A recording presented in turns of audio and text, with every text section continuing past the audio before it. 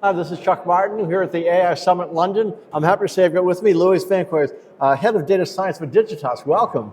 Thank you. So not everyone knows what Digitas does. Tell me about that. So Digitas is the digital agency of the Publicis Group. We are more particularly the agency that is connecting people, connecting our clients. So we are the connecting agency of Publicis. So where does data science fit in all of this? So we have a huge data team as part of Digitas. I think we are about 70 people in London, but also we have other colleagues in the US, in Australia, all over the world. And so we help our clients really to do business transformation. We help them to get data maturity assessment. We help them to organize their data, to take advantage of their data so that they can be closer to their customers, understand their customers better. And then all of this feeds in the ability of Digitas to create the proper narrative, to create the proper creative, to create the campaign, to activate the media campaigns that they need to activate. So is that a new role for an agency, or is it just evolved into this? So I think it mostly evolved into it. So the data team has grown massively in the last 5 years because most of our clients not only want to do more with data, but they also want to know what else we could sell beyond campaigns, beyond advertising. So that's why the team has grown a lot. So you literally just came off stage here at the AI Summit. What did you talk about upstairs? Oh, so we were talking about the opportunities, but also some of the risk linked to the AI revolution and to the LLM revolution that we are having. Now I have a talk tomorrow on that topic. And obviously, as data scientists, as people who have been in data for 10 years or 15 years, we have seen many cycles of hypes. And I guess this is one of those cycles. But at the same time, the opportunities are immense. And so we are very excited by it. So where does generative AI fit for you in all this? So generative AI for me is just part of the puzzle. It's not the whole puzzle. So whenever you need to effectively integrate a massive amount of data, but also produce data, generative AI is very useful.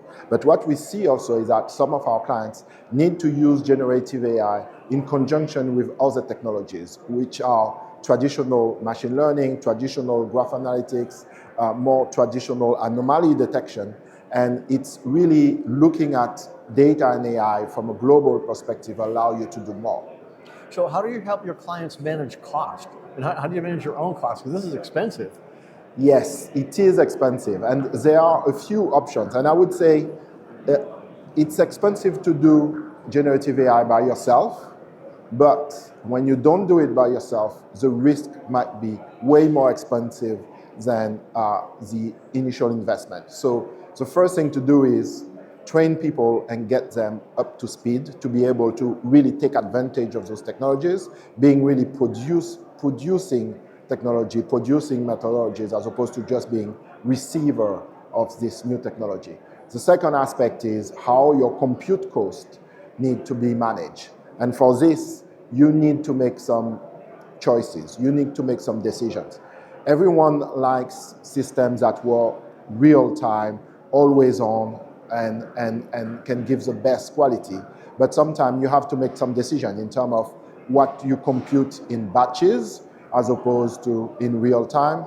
You have to choose also what type of infrastructure you run on and whether you actually absolutely need an always-on infrastructure versus having some serverless technologies, or whether you want to have some spot instances, for example, that you can turn off. So there are a lot of choices related to the cost and the management of those costs. So are you having to help your clients decide what not to do?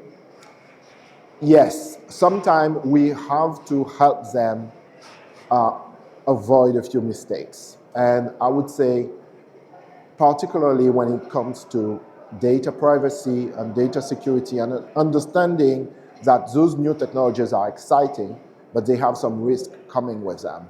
And so sometimes in particular sectors, for example, if you're thinking about the health sector, that's a particular case where you don't want to be just uploading data without thinking first what can be done, what should be done, but also where is the data? Is the data actually in the EU? Is it in the UK? Is it being processed in the US or processed in Australia? Those are decisions that need to be really tracked and decided upon very carefully. And you get to deal with a lot of different industries because you're Yes. a horizontal agency.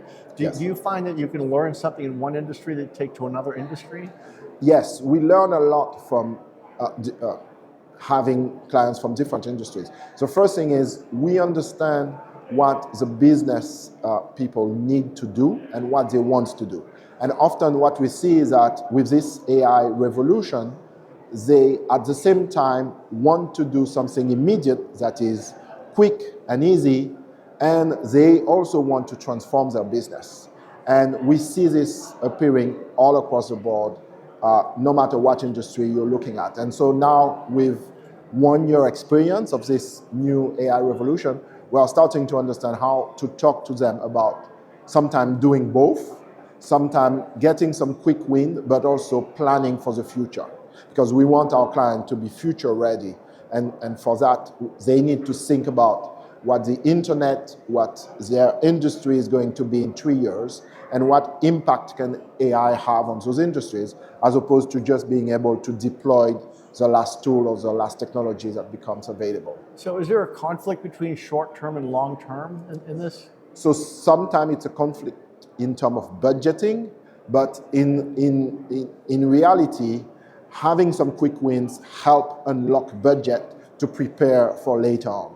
So what we see with some of our clients is actually one is helping the other, even though they might think early on that they will conflict. It's not the case. So as an industry, not just your company, but as an industry, what do you see as the biggest challenges on the road ahead the next year or so?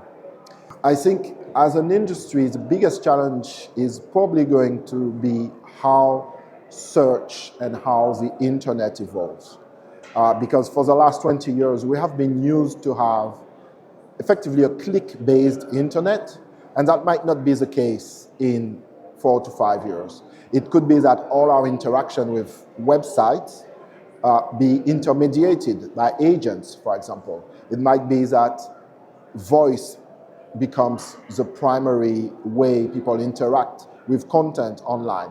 And so anything around the way to search, around the way to even sponsor links, around the way to understand how our consumers are interacting with the content we produce might change.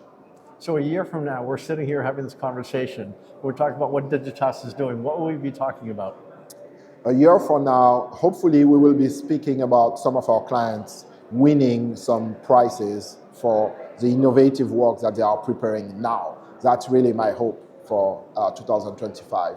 We are launching a few projects right now that are very exciting with some of our clients, and hopefully this will pay off. I look forward to that conversation in a year. Thank you. This is Chuck Martin at the AI Summit.